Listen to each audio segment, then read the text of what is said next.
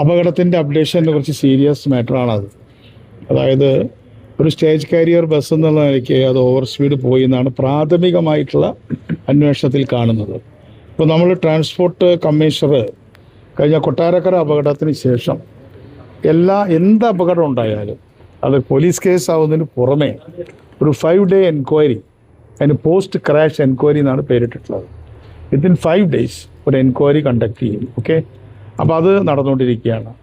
അത് വളരെ ദൗർഭാഗ്യകരമായിട്ടുള്ളൊരു സംഭവമായി പോയി. നിങ്ങൾ വീഡിയോ കണ്ടല്ലോ, എല്ലാവരും വീഡിയോ കണ്ടല്ലോ.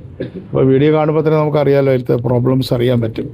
എന്തായാലും അതിനെ ആവർത്തിക്കരുത്. ഇന്നിപ്പോൾ ഇവിടുത്തെ RTO മലപ്പുറവും തൃശ്ശൂരും ഉള്ള RTOയോട് തന്നെ കണ്ടിരുന്നു. അദ്ദേഹത്തോടും പറഞ്ഞിട്ടുണ്ട് കർശനമായിട്ടുള്ള സ്പീഡ് നിയന്ത്രണം പ്രത്യേകിച്ച് ഈ മഴക്കാലത്ത് നടത്തണം. അതേപോലെ സ്റ്റേജ് കാരിയർക്കെല്ലാം ഗവർണർമാരുണ്ടെന്നാണ് വെപ്പ്. സ്പീഡ് ഗവർണർ വേണം. അപ്പോൾ സ്പീഡ് ഗവർണർ ഇല്ലാത്ത വണ്ടികളെ സംബന്ധിച്ചിടത്തോളം വളരെ കർശനമായ നടപടികളെടുക്കും.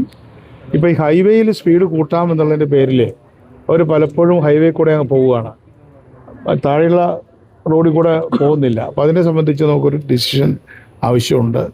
എന്തായാലും വളരെ ഗൗരവത്തോടെ ഗവൺമെൻറ് കാണുന്നുണ്ട്. അത്രയാണ് അതിനെക്കുറിച്ച് പറയുന്നത്.